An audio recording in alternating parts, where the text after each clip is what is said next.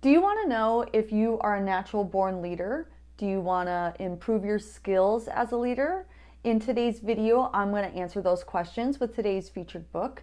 And then also, are you kind of on the fence of whether or not you even want to become a leader? Well, I also have 3 benefits of being a leader. Hi there, and welcome to the Booksters Club, where we find daily inspiration from the books you love. Today's featured book is Monday Morning Leadership by David Cottrell, and today's inspirational thought comes to us on page number 21. It says, "You see, passengers are free to do a lot of things the driver can't do. As a driver, your focus needs to be on the road and not on the distractions. As a driver, you no longer have the right to mess around, like listening to loud music, even though it seems okay to do that as a passenger. The same principle applies when you become a leader. You're no longer a passenger. You become the driver. Even though your responsibilities increase when you become a manager, you lose some of those rights or freedoms you may have enjoyed in the past." So becoming a leader is exactly like becoming the driver. When you are a passenger in a vehicle, there are so many things that you're able to enjoy and kind of have, ignorance is bliss as an experience. You can take in the scenery, you can listen to music, you can play games on your phone, and you're not even really paying attention to exactly where you're going. After the ride is done, you are where you are, and everything has been done for you. But when you become the driver, everything changes, everything shifts. And if you've ever had that experience, you know exactly what I'm talking about. You have to consciously think of every single thing you do. You not only have to think about where you're going and the directions, but you also have to take into consideration traffic. You also have to deal with the frustration of traffic, other drivers. You need to consciously think about putting your blinker on to make the turn and how far you need to start slowing down and decelerating before you make that turn. Every aspect of where you are headed is consciously thought about by the driver. It is exactly the same thing when you're a leader in any organization. When you become the leader, you no longer are the passenger in that effect, where things just kind of get done for you and everything is where it needs to be. You as the leader should be the one thinking about exactly where you're headed. So one of the first questions that I asked at the beginning of this video is, do you want to know if you're a natural born leader? So maybe there is some type of talent where people are more naturally inclined to become leaders than others, or maybe it was the way that they were raised. They were taught to be a little bit more self-sufficient, and leadership skills are just easier for them to cultivate. But I did want to point out the fact that leadership skills are something that can be learned. And it doesn't necessarily have to be either you're born with it or you're not born with it, or you are a leader or you're not. These are skills that can be honed and cultivated. I would say that the biggest proponent of being a good leader is awareness. If you can heighten your sense of awareness, it's going to help you become a better leader. You're looking into cues, people's expressions, what's coming next, what needs to be done, what's running out, where are the problems. All of that require awareness. And the more that you gain awareness, the more natural leadership is just going to come. So in that analogy of being either the passenger or the driver, have you ever had the experience of totally trusting the driver and you are just enjoying the ride and you look up and not only are you lost, but you are late?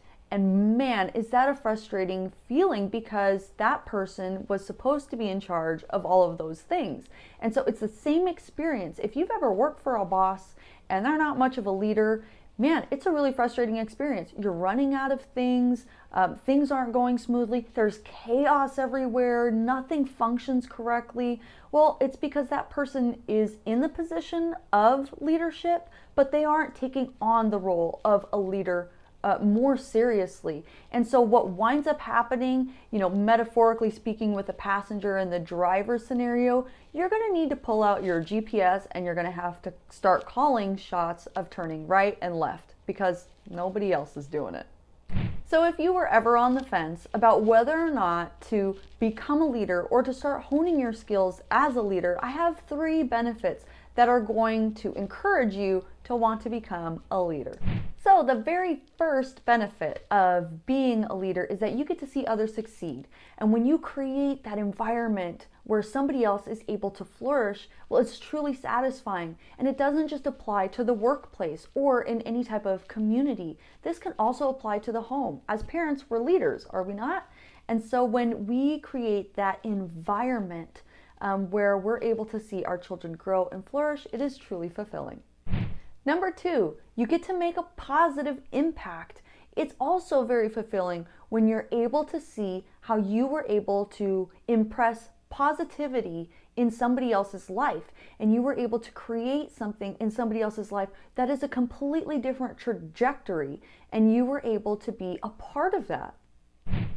Number 3, you're going to live up to your potential. And I heard there was this guy, Mark Richards, and he said potential should be a cuss word because like in the regard where people are saying, you know, they have a lot of potential, that's not enough. You should be living up to your potential. And I really truly believe that going from the passenger role into the driver role really does make you live up to your potential. It increases your skills. It makes you hone in on your awareness, and it makes you think of others.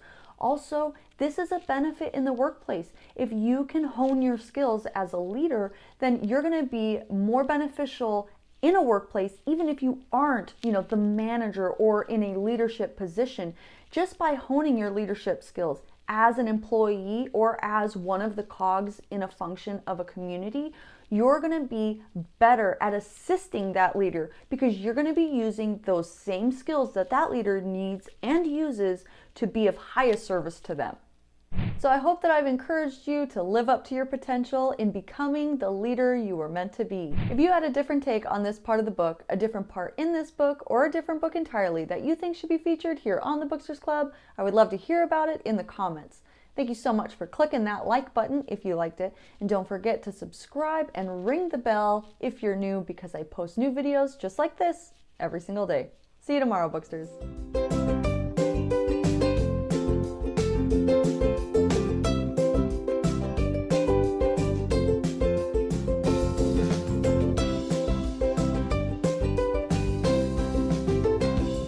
3 benefits of becoming a natural leader. That's not natural. Slip that word. Okay, so do you want to know if you're a natural born leader? Do you want to improve your skills as a leader? By David Cottrell. I can't say his last name. Cottrell. Okay. When you become a manager, you lose or freedoms you may have enjoyed it. Let's address some of these questions. So back to that analogy of being a driver. I don't think I need to say that. With them and impacted them. No, because that's the second one. Okay, so it is amazing to be able to have the. Why is that important? Because when you see others succeed by your leadership benefits you because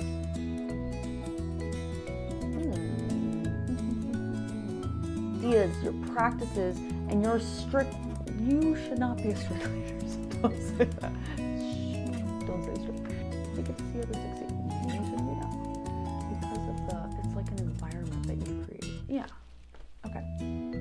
That they needed so that they could fulfill their. Oh my God, it was so good, and then I had to fulfill their lives. First, we're still on the first. Keep it short, honey. Keep it short. Okay. Yay! Got through the first part. Okay. Make a positive impact. Let's move on. Let's keep going. Okay. So, leader, I would love to hear those stories in the comment. Also. In the comments, still in deciding to become a leader. Also, were you ever a leader in a position and felt that Oh, I haven't checked in yet. Your potential as a leader. Also, if there was a different part in this book, a different